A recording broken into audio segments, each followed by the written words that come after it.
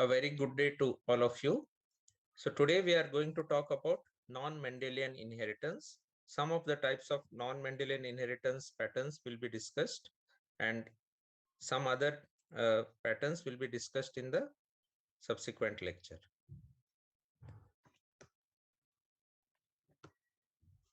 So when we think of Mendelian inheritance patterns, so we think of mainly the autosomal dominant, autosomal recessive, X-linked recessive, X-linked dominant, and the Y-linked. So these are the typical or classical Mendelian inheritance patterns.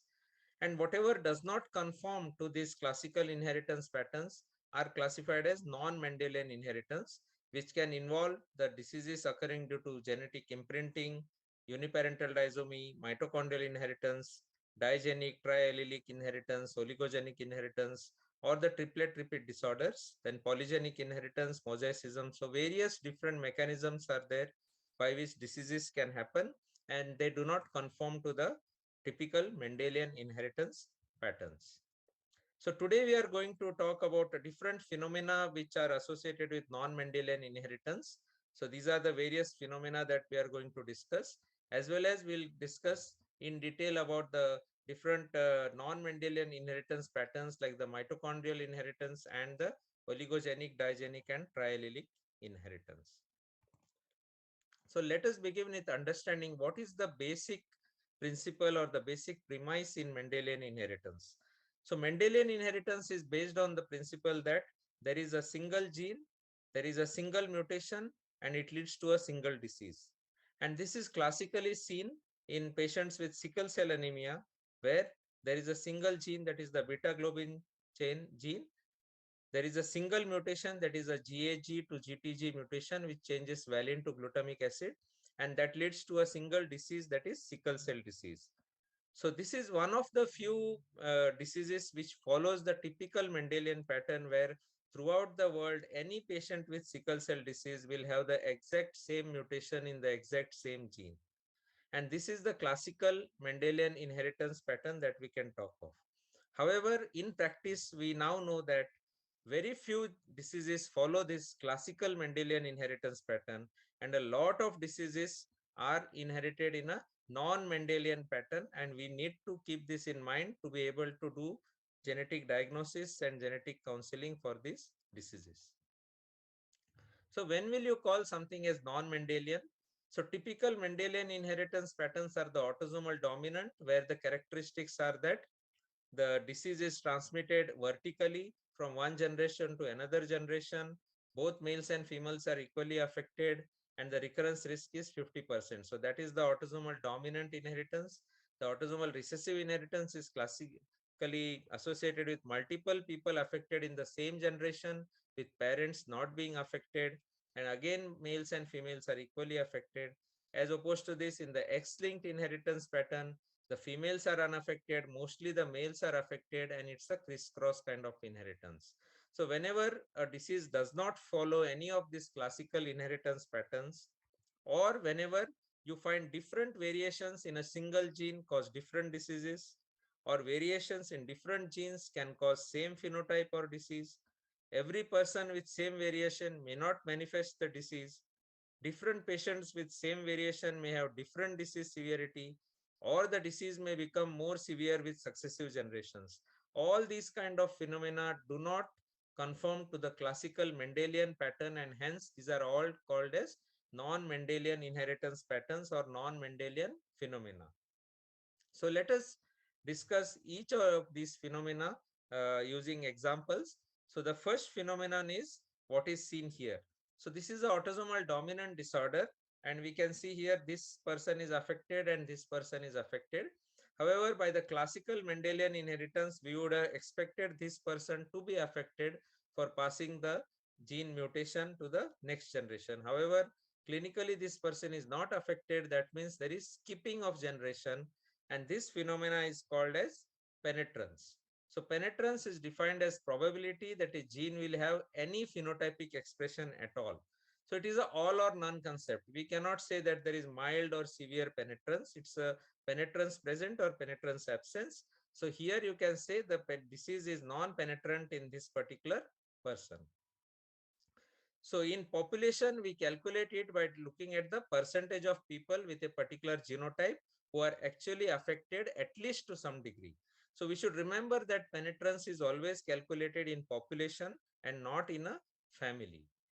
So now let us say that there is a syndrome X in which bifid nose is present in 50% of the patients, absent appendix is present in 20%, microcephaly in 20%, and high blood pressure in 10%.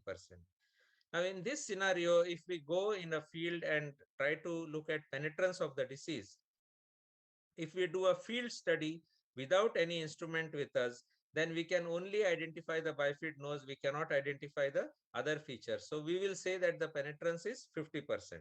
However, if we have a measuring tape and a BP apparatus, then we can detect high blood pressure as well as microcephaly. Hence, we will now say the penetrance of the disease is 80%. And then if we also have an ultrasound machine along with all these, then we can detect all these features, and hence we can say that the penetrance is 100%. So what we need to understand is that penetrance will depend on what investigative methods are available with us. And so with newer and newer investigative methods, the penetrance of the disease will keep on increasing. So what are the reasons for reduced penetrance? Why do we see such kind of situations where a person is having the mutation but is not showing the phenotype? So this could be either due to modifier genes, that is other genes which are leading to less effects of that particular phenotype, or environmental factors may be involved, or again our ability to detect the low level phenotype. So if we do not have the particular instruments to detect the low level phenotype, then we may say that this is a reduced penetrance disease. And one classical type of reduced penetrance is something called as age related penetrance. So age of onset may be different, as we will see in the next slide here. So if this is a pedigree of a Huntington disease family, we can see here that this person is developing the disease at the age of 50, and the next generation they are developing at 38 and 43, and the next generation at 24. So this we can see is the phenomena seen is anticipation. That means subsequent generations are showing more severe disease or early onset of disease. So this typically occurs due to triplet repeat expansion. However, if we look at the penetrance here now, so if this is a disease which manifests in old age, and if we go to check the penetrance in a child or in a child population, then we are going to find the penetrance to be 0. So the child may be having the mutation, but he's not going to show the phenotype unless he reaches the age at which penetrance comes. So appropriate age individuals need to be studied for penetrance studies for such kind of disorders. The next phenomena is variable expressivity, which is again going against the Mendelian inheritance patterns, because of variable expressivity, like in this patient who, or this family who has tuberous sclerosis, you can see that some patients have very severe phenotype where seizures, mental retardation, subungual fibroma is present, whereas in other patients it is only mild manifestation like only adenoma sebaceum. So you can have different severity in the patients, although all of them have the same mutation. So the severity of expression of the phenotype might be different in different individuals with the same genotype, and the severity differs because of modifier genes or environmental factors. The third phenomena is something called as allelic heterogeneity. So we have seen in sickle cell disease that single mutation leads to single disease in all the patients. However, there are certain genes in which mutations in different part of the gene can lead to different diseases. So it's the same gene. The classical example is lamin gene. So the lamin gene here you can see it has about 12 exons shown here, but mutations in different parts of the gene will lead to different diseases ranging from Hutchison-Gilford progeria, which is a very severe disease, to atypical HGPS, to atypical Werner syndrome, to Emery-Dreifuss muscular dystrophy. So different phenotypes are seen, although the mutations are in the same gene. So these are the diseases are called as allelic disorders because they are caused due to mutations in the same gene. The fourth phenomena is what we call as locus heterogeneity. So here different mutations in different genes lead to the same phenotype. For example, we can see here, this is a couple where both of them are deaf because of autosomal recessive deafness. However, none of their children are affected. So this phenomena is called as locus heterogeneity because this person is having deafness because of homozygous mutation on chromosome 2, whereas this person is having deafness because of homozygous mutation in another gene. So although the two genes are different, the phenotype is deafness only. So when we see two people with deafness are marrying, none of their children will be affected because one parent is going to give only one chromosome to each child, and hence all the children will be something called as double heterozygotes. So such people who have heterozygous mutations in two different genes, they are called as double heterozygotes. So all the children will be double heterozygotes, but none of them will be affected. So this phenomena is called as locus heterogeneity, which again goes against the principle of Mendelian inheritance. The next phenomena we can see by this case here. This was a male child, 6-year-old, born to non-consanguineous parents. He came to us with intractable seizures, not controlled even by 3 drugs, and MRI brain was showing subcortical heterotopias. So when we did exome sequencing, we found that there was a stop codon mutation in this gene, PCDH19. However, the interesting thing about this mutation was that it was not a heterozygous or a homozygous mutation, but the normal allele was present in 16 and the mutant allele was present in 64 reads. So you can see the same here in the Sanger sequencing, where you can see both father and mother have the normal allele C, where the patient has more of the mutant allele G, but he also has the normal allele, which is not in 50%. So if this patient was heterozygous, then both the peaks would have been of equal height, and in the exome sequencing you would have got 50-50 reads for both of them. But here this phenomena is mosaicism. So this child is mosaic for the mutation. There are some normal alleles already present. So mosaicism again goes against the Mendelian inheritance pattern, as the recurrence risk is going to differ. And so there are multiple diseases which are caused due to mosaicism, like Proteus syndrome or hypomelanosis of E2. The next phenomena that we can see here in this family with achondroplasia, we can see that achondroplasia is a autosomal dominant disorder. However, both these parents are phenotypically normal. And when we check for the mutation, they both do not have the mutation. So this classically does not agree with the autosomal dominant inheritance pattern, where one of the parents should have been affected. When both parents are normal genotypically, but still they get an affected child, then this must have happened because of a de novo mutation during meiosis, and hence this phenomena again is a phenomena of de novo mutation commonly seen in autosomal dominant disorders, again which does not follow the Mendelian inheritance pattern. Similarly, we may have a situation where a couple who is phenotypically normal and not having the mutation may have 2 children with achondroplasia. Now, when there are 2 children born with the same disorder, we cannot think of de novo mutations happening twice. So here the phenomena is something called as germline mosaicism, where one of the parent is having a germline mosaicism for the mutations of achondroplasia, and hence their blood sample will not show any mutation, but they may get 2 children with same mutation.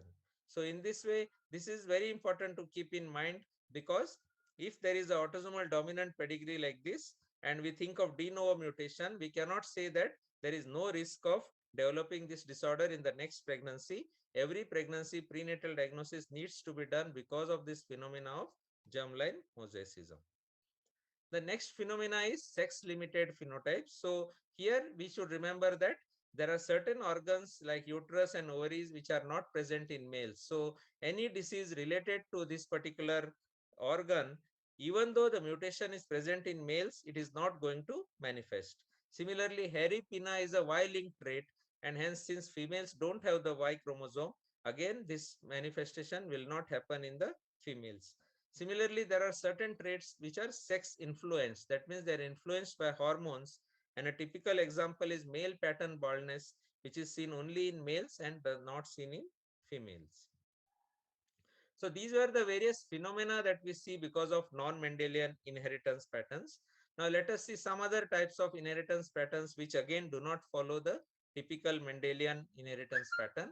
So one of them is the mitochondrial inheritance. So mitochondria, as we know, these are small circular DNA present in the mitochondria. They have both rRNA, tRNA, and the protein coding genes. A total of 37 genes are present. There are very few repeats and no introns in the mitochondrial DNA, and almost 93% is the coding part. Recombination does not happen in mitochondrial DNA, and it follows the typical maternal inheritance pattern, which is different from the Mendelian inheritance pattern. So there are certain characteristics in mitochondrial inheritance that we need to understand. So one is the characteristic about homoplasmy and heteroplasmy. So mitochondrial DNA differs from nuclear DNA because there can be multiple mitochondria inside a single cell, and inside each mitochondria there can be multiple mitochondrial DNAs. So that is why this phenomena of homoplasmy and heteroplasmy comes up. So if all the mitochondria in a cell have the mutation, then we call it as homoplasmy. Whereas if some of the mitochondria have the mutation in a cell and others do not have, we call it as a heteroplasmy. So it is some sort of a mosaicism within a cell. So this is one phenomena that we need to remember when talking about mitochondrial inheritance. The second is the bottleneck effect. So this effect is seen during meiosis. So when this mother who is ova is having some mitochondria which are having the mutation in red color and the others are not having the mutation. So when the ova undergoes meiosis, some of the ova may get more mutant mitochondria, some of the ova may get less mutant mitochondria, and now these will expand and fuse with the sperm, and then depending on the load of the mitochondrial mutants, the disease is going to happen. So if there is a 80% load of the mutant, then severe disease will happen. If there is 50% load, then mild disease may happen, and if it is 20% or less, then no disease may happen, although the child is inheriting the mitochondrial mutations. So this is again very much different from the Mendelian inheritance patterns, and this needs to be kept in mind while thinking about the mitochondrial disorder. So the typical mitochondrial disorder pedigree will be something like this, where mostly it is a maternal kind of inheritance because the sperm does not have any mitochondria. So most of the mitochondrial diseases are transmitted from the mother to the children. Secondly, we need to remember that they classically have reduced penetrance because of the phenomena of homoplasmy and heteroplasmy, and variable expression also will be seen. So there is a lot of heterogeneity in mitochondrial disorders, and this needs to be kept in mind. Further, mitochondria are present in almost all cells of the body, and hence whenever mitochondrial disorders happen, it is going to be a multi-system disorder. So when you have multiple kind of phenotypes like this, where both cardiac, visual, gastrointestinal, respiratory, so when multiple systems are involved, then it is very important to think of mitochondrial disorders to do a proper diagnosis. So let us see one example here. So this was a patient who came with encephalopathy, seizures, stroke-like episodes, and lactic acidosis. And you can see on the MRI where there is a hyperintensity in the left parieto-occipital cortex. So here we have suspected a mitochondrial disorder and done a sequencing of the mitochondrial DNA. Now we can see here classically, so this is the wild type, that is the A. The mutation in mitochondrial DNA is A to G. So G is in orange color and A is in green color here. We can see in patient's blood, there is almost 50% of normal and mutant mitochondrial DNA. However, in the muscle biopsy, there is very little of normal DNA, and in the mother and brother, there is very little of the mutant DNA. So mother and brother, they are having heteroplasmy for at a very low level, whereas the patient is having homoplasmy almost in the muscles and he is having heteroplasmy in the blood. So the same can be seen here. So we can see here in blood, less than 10% are mutant in the mother and the brother, whereas the patient is having more around 50% in blood and more than 90% mutants in the muscle biopsy. So the same can be seen in this agarose gel, where you can see very faint bands for the mutant here in the mother and the brother. So in this way, we have to look for heteroplasmy in patients with mitochondrial disorders. And here, more than Sanger sequencing, the next generation sequencing is very helpful to detect low level of heteroplasmy. So this patient has Melas syndrome, that is mitochondrial encephalomyopathy, lactic acidosis, and stroke-like episode syndrome due to a mitochondrial genome mutation. Let us go on to next different type of inheritance pattern, what is called as a digenic inheritance pattern. So Mendelian inheritance, also called as single gene disorder inheritance, it is always a single gene or monogenic inheritance pattern. So digenic inheritance pattern is not in line with the Mendelian inheritance pattern. Here the principles are that there are mutations in two different genes which lead to the phenotype. So you can see an example here. The green circles are denoting the normal allele, the red circles are denoting the mutant allele. So you can see at gene locus 1, the father is having a mutation which is heterozygous. Gene locus 2, he is normal at both alleles. Mother is normal for gene locus 1 on both the alleles, but she has a mutation in gene locus 2. Both of them are unaffected. However, when these genes go to the child, the unaffected child is almost similar like the mother, but the affected child got both the mutations at gene locus 1 and gene locus 2 from both the parents. So now the child is heterozygous for both the mutations, and now disease is occurring. So we should remember this is different from autosomal dominant disorder because single mutation does not lead to disease, but when two mutations come together, then disease happens. So heterozygosity for two genes is needed for manifestation of the phenotype. Neither variant alone cannot result in the phenotype, and genes involved in common pathway or interacting genes are usually involved in this kind of inheritance pattern. Another inheritance pattern that is commonly seen with Bardet-Biedl syndrome is the triallelic inheritance pattern. So here, three mutations are needed to cause the disease. So this is typically seen in Bardet-Biedl syndrome. So these are BBS genes. So there are BBS 2, 6, and 4 genes involved here. So we can see here, there have to be two mutations in one gene and one mutation in another gene for disease to occur. So if there are only two mutations in this gene and no mutation in other genes, then the disease does not occur. So we cannot say that this is autosomal recessive inheritance. It is above autosomal recessive because in addition to two mutations, you need one more mutation in another gene for disease to happen. So this is important to remember when some of the diseases which don't follow the typical inheritance pattern, then we have to look for these kind of mutations in other genes. So we can see here the continuum that the monogenic disorders are the ones which follow the typical Mendelian inheritance pattern. The next are the digenic, where you need mutations in two genes for disease to occur. And then somewhere here is the triallelic inheritance that we saw just now for the Bardet-Biedl syndrome. And when this happens for multiple genes, then we will call it as a oligogenic inheritance. And with the newer and newer technologies of next generation sequencing, we are slowly going on to detect more and more conditions where oligogenic kind of inheritance pattern is there, where each mutation contributes little to the final phenotype. So typical example of oligogenic inheritance is seen in patients with congenital hypothyroidism, where you can see in this family. So this family, the mother has heterozygous mutations in DOX2 and TG. The father has mutations in TG and DOX1. However, the child has got three mutations, and the fourth one is a de novo here mutation. And all these four mutations ultimately in different genes are ultimately leading to the disease. Similarly, you have these two couple here who are not affected by presence of a single mutation, but when these two mutations are coming together along with the third mutation, then disease is happening. So multiple such examples are available where multiple different mutations come together for disease to occur.